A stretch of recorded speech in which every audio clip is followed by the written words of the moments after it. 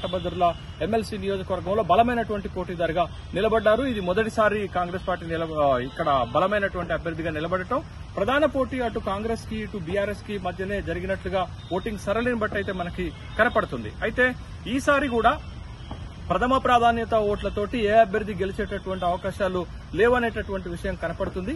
BRS అభ్యర్థి కూడా ప్రధానంగా కాంగ్రెస్ పార్టీ అభ్యర్థికి బలమైనటువంటి పోటీదారుగా నిలబడారనేటటువంటి వార్తలు వస్తున్నాయి. రాజకీయ పరిణామాలు కొంత విచిత్రంగా మారినప్పటికీ కూడా ఈ రెండు పార్టీల మధ్య ప్రధానమైనటువంటి పోటీ జరిగినా మళ్లీ ఏ అభ్యర్థి గెలిచినా రెండో ప్రాధాన్యత ఓటుతోటి గెలిచేటటువంటి అవకాశాలైతే స్పష్టంగా కనపడుతున్నాయి. మొదటి ప్రాధాన్యత ఓట్లతో గెలవలేకపోవచ్చు అనేటటువంటి అభిప్రాయాలు కూడా వ్యక్తమవుతున్నాయి.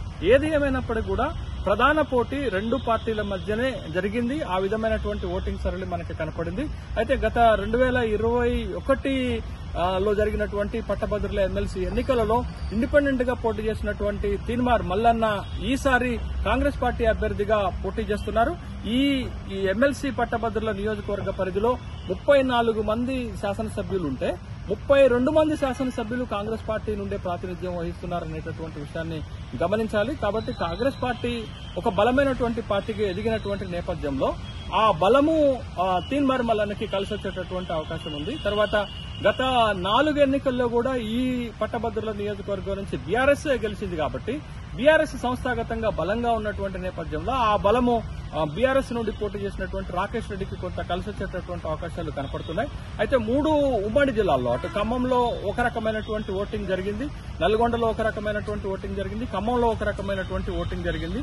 ఓవరాల్ గా 3 జిల్లాల్లో జరిగినటువంటి ఓటింగ్ సరళిని యావరేజ్ ని గనక చూస్తే కొద్దిపాటి ఎడ్జి కాంగ్రెస్ పార్టీకి కనపడుతున్నట్లుగానే కనపడుతుంది. అయితే కాంగ్రెస్ పార్టీ అభ్యర్థి మొదటి ప్రాధాన్యత ఓట్లతోటే విజయం సాధిస్తారా, లేకపోతే రెండో ప్రాధాన్యత ఓట్లు లెక్కించాల్సినటువంటి అవసరం వస్తుందా అనేటటువంటి ఒక చర్చ కూడా జరుగుతుంది.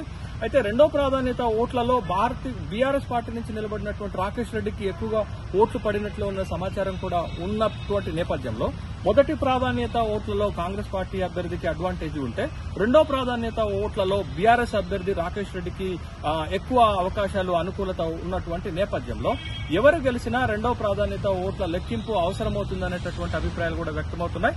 ఓవరాల్ గా మొత్తంగా ఎన్నికల ఫలితాలను కనుక చూస్తే రెండు పార్టీల మధ్య తీవ్రమైనటువంటి పోటీ, ప్రధాన పోటీ జరిగినట్లుగా కనిపించినా కొంత ఎడ్జి మాత్రం లోకల్ గా అధికారంలో ఉన్నటువంటి కాంగ్రెస్ పార్టీ అభ్యర్థికి పార్టీ అడ్వాంటేజ్, ప్రభుత్వ అడ్వాంటేజ్ కలిసి వచ్చినట్లుగా కనపడుతుంది.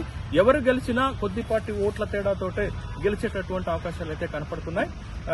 ఇక్కడ ప్రధానంగా బలమైన పోటీ రెండు పార్టీల మధ్య జరిగిందనే విషయాన్ని గుర్తించాలి. స్థానిక ప్రభుత్వ పార్టీకి, స్థానిక పార్టీకి కొంత అడ్వాంటేజ్ ఉన్నట్లుగానే కనపడుతుంది.